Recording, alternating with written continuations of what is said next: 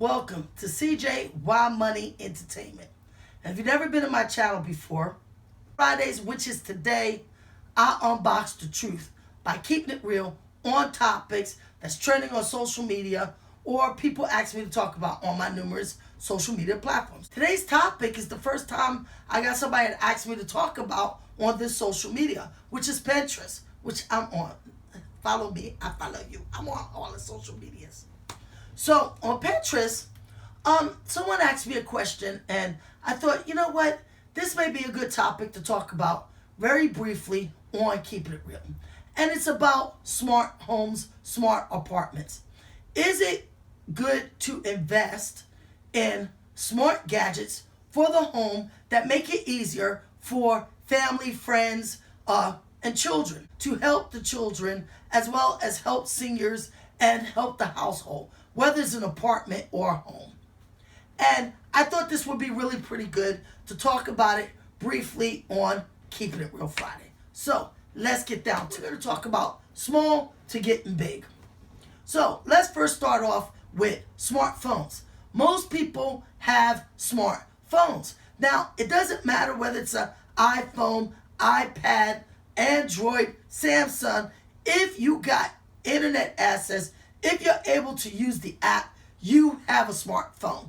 And the whole purpose of these apps is to be able to make certain devices work with your phone. So now your phone is automatically a remote control to these devices.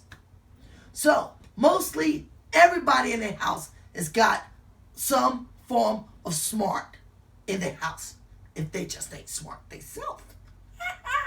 So there's the smartphone. Now they got these smart plugs, and these smart plugs are pretty good. I remember back in the day, I bought my mother a coffee maker, and the coffee maker, you was able to program it so when she woke up in the morning, she could smell her coffee, and it was Mr. Coffee, because I love Mr. Coffee makers, and it would make her coffee. That really was the first form of a smart coffee maker. But now they got these plugs, and you can plug certain things in: fans, coffee makers, crock pots, and you're able to turn them on and off through your phone, which makes that plug a smart plug.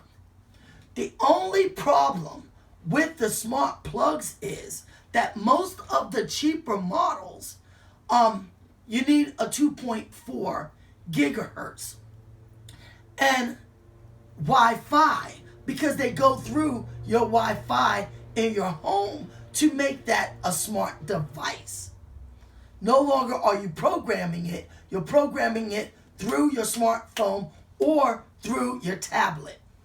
Are they good? Yes, they are. If you got a good Wi-Fi and you can get some of these plugs, I've shown some in my tech on my playlist. Feel free to go there and check it out. Get some for anywhere from $7 to $10 to $15. But they do use 2.4, which is kind of outdated now, because most Wi-Fi is on 5 and 6, I guess. I don't know. I'm still semi-old, semi-new, smart. But I think they're great. I think they are great to help out, to start food, or to get into your coffee maker, or and to be able to shut them off too. You also have the cameras now. And I think the Wi-Fi cameras is great. If you got a baby, you want to look on your baby and see if your baby's sleeping in the safe, then you put one of them little baby cams in there. You can look on your phone, you can look on your tablet, check on your baby. However, some of them run on 2.4 too.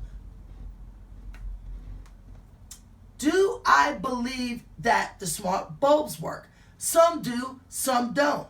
If you don't have that strong 2.4, then you really need like the hue lights, and now you're talking about more expensive and more money. So you can get smart devices cheaper, or you can get smart devices expensive and extremely expensive. So you have to make sure that these gadgets is able to work with what you have.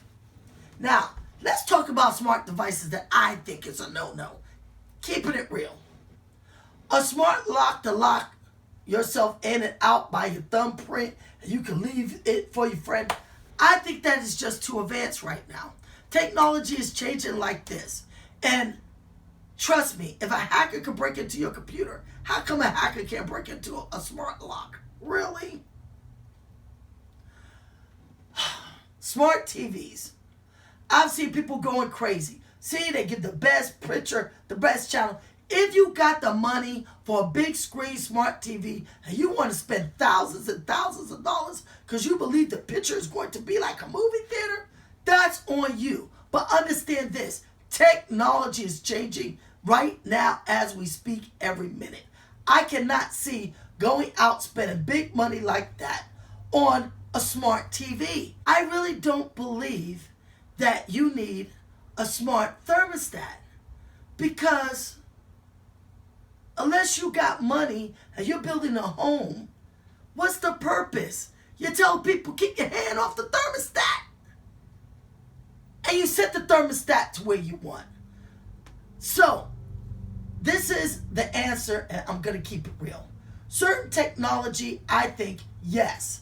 Baby monitors, smartphones to be able to work with apps, certain smart plugs to turn things on and off that makes it convenient for the home. I think that's great.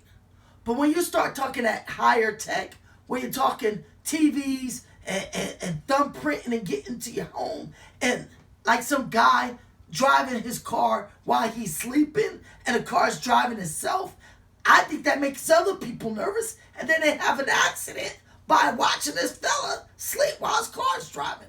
So, to answer that woman's question, I don't think all smart devices is ready yet. I think the bare minimum, if you want to tag, they're pretty reasonable, and you'll be able to trace your dog or trace your car keys or trace your things that you lose all the time that you can get for $1 or $2.